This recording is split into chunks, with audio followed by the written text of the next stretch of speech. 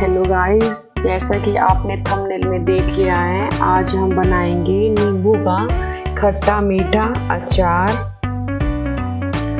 और इस अचार कैसे बनाते हैं, इसको धूप में सुखाना है या नहीं, क्या क्या करना है इसमें, वो सारी चीज़ मैं आज आपको बताऊंगी। सबसे पहले तो हम अपने नींबू को, जितने भी हमने नींबू लिए हैं उनको अच्छे से पानी में उनको वॉश करना है। जैसे कि आप देख रहे हैं, अगर ज़्यादा है तो एक बड़ा सा टब वगैरह कुछ ले सकते हैं। उसमें जैसे हमारे तो ज़्यादा ही नींबू थे तो हमने बड़ा टब ले रखा है और इसमें अच्छे से हमने इसको पहले वॉश किया है। और फिर उसके बाद हम इसको धूप में नहीं सुखाएंगे, क्योंकि ये हमें किसी को देना था तो उनको थोड़ी जल्दी थी, तो इसलिए हमने इनको धो करके अच्छे से पहले कपड़े से इनको पोंछा है। सिर्फ थोड़ी सी देर के लिए गाइस हमने इनको थोड़ी सी धूप दिखाई है, क्योंकि हम कितना भी कपड़े से इनको पोंछे तो ये ना अच्छे से ड्राई नहीं होते हैं, फिर भी इनके अंदर है ना थोड़ी सी नमी रहती है।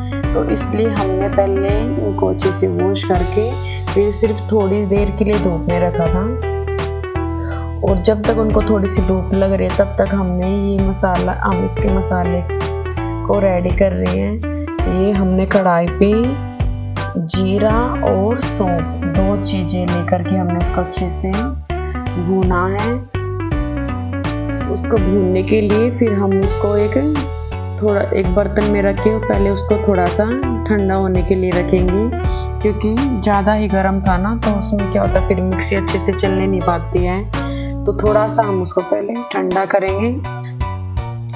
और अब ये ठंडा हो चुका। अब हमने अपनी मिक्सी निकाल लिया। अब इसको बिल्कुल पतला ग्राइंड नहीं करना है, थोड़ा सिर्फ दरदरा ही इसको ग्राइंड करना, नहीं तो फिर इसका अच्छे से जब हम सुखाएंगे ना तो मुंह में जो सौंफ और जीरा हमने लिया है उसका टेस्ट नहीं आएगा। तो जब भी आप इसको ग्राइंड करें तो ये चीज़ ध्यान रखना कि इसको सिर्फ दरदरा ही रखना है। अब मैं आपको दिखाऊंगी कि इसको कितना रखना है। देखो जैसे अब आपको दिख रहा ना, सिर्फ इतना ही इसको ग्राइंड करना है। अगर ज़्यादा ग्राइंड करेंगे तो उसका फिर कुछ भी टेस्ट नहीं आएगा अचार में। तो थोड़ा थोड़ा करके हम अपने सारे मसालों को इसको पीस के और एक बड़े से बर्तन में डाल लेंगे, क्योंकि नींबू हमारे बहुत ज़्यादा थे तो इसलिए हमने एक बड़ा वो बर्तन लिया है जिसमें हम इसको डालेंगे। ये जो अचार है वो मेरी मौसी सास है, वो बना रही है। हमारे यहाँ पे हमने कभी भी बाहर से अचार नहीं खरीदा। हम हमेशा शुरू से, जब से मौसी ने अचार बनाना स्टार्ट किया तभी से हम मौसी के हाथ का ही खाते हैं।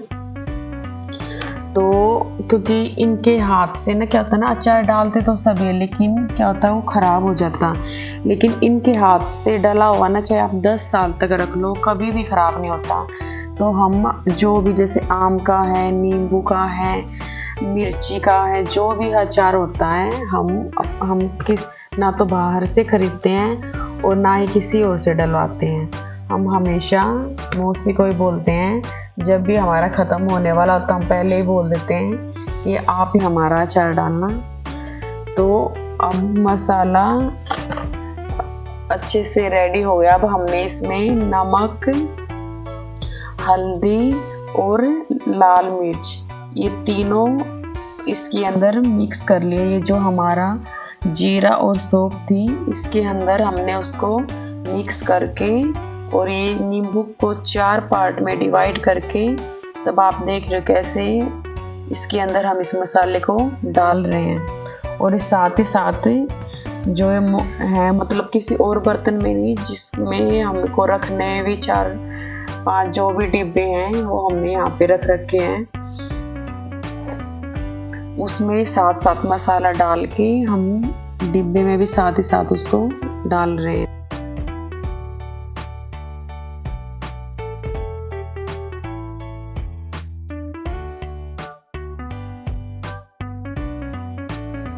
नींबू को ये जो नींबू है इनको हमने सिर्फ आध घंटे के लिए, जब तक हमारा ये मसाला रेडी हुआ, सिर्फ तब तक ही हमने इसको धूप में डाला है। धूप में जैसे सूखने के लिए हमने रखा है इसको। काफ़ी सारे ऐसे होते हैं जो अचार डालते हैं तो वो ना उसको काफ़ी देर तक धूप में सुखाते हैं, रखते हैं। जैसे आम का अचार होता है और नींबू का जब भी वो डालते हैं तो धूप में ज़रूर रखते हैं। लेकिन मौसी जब भी बनाती है, आम का अचार हो या फिर नींबू का है, वो कभी भी धूप में नहीं, सिर्फ हल्की फुल्की ही धूप में रखते हैं हम उसको, और साथ ही साथ फिर हम उसको बना देते हैं। तो अभी सारे मसाले डल चुके हैं नींबू के अंदर।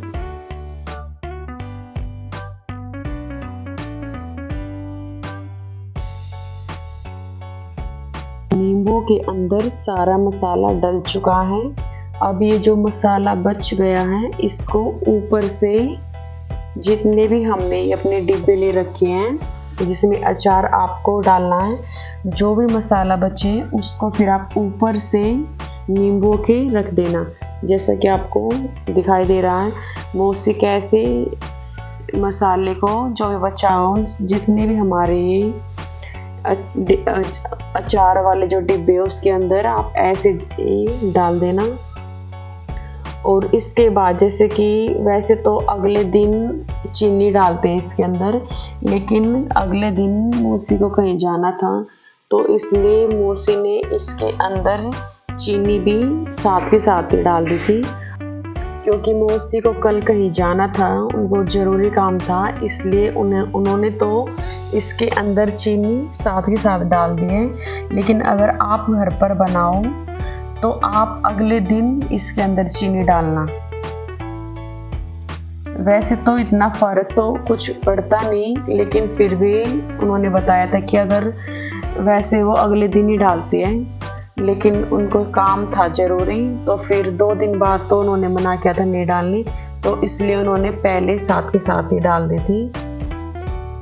तो इस चीज़ का आप ज़रूर ध्यान रखना। और आपको हमारा अचार कैसा लगा ज़रूर हमें कमेंट करके बताना, और आप भी ऐसे ही बना के ज़रूर देखना, क्योंकि ऐसे बनाने से ना कभी भी ख़राब नहीं होता। कुछ लोग डरते हैं कभी ज़्यादा धूप नहीं लगाई तो उनका अचार ख़राब हो जाएगा, बहुत सारे डाउट होते हैं अचार डालने से पहले मन में। तो अगर आपको अचार से रिलेटेड अगर कुछ पूछना है तो आप ज़रूर कमेंट करके बताना, मैं आपको इनसे पूछ के ज़रूर बताऊंगी। क्योंकि इनको कम से कम 15 से भी ज़्यादा 15-20 साल हो गए इनको अचार डालते हैं, तो इनको ये हर तरह के अचार डालते। तो अगर आपको कुछ भी अचार से रिलेटेड पूछना है तो मैं आपको ज़रूर इनसे पूछ के बताऊंगी।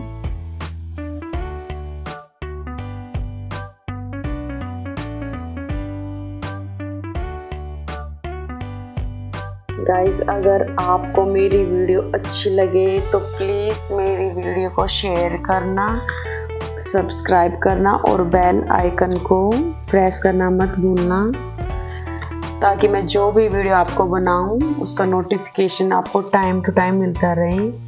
और प्लीज़ अगर आपको मेरी वीडियो अच्छी लगे तो लाइक ज़रूर करना, इससे मुझे पता चलता है कि मेरी वीडियो पसंद आपको आ भी रही है या नहीं आ रही। तो प्लीज़ लाइक, अगर अच्छी लगे तो प्लीज़ लाइक तो ज़रूर करना। और अब हम अपनी नेक्स्ट व्लॉग में मिलेंगे। आज के व्लॉग में इतना ही।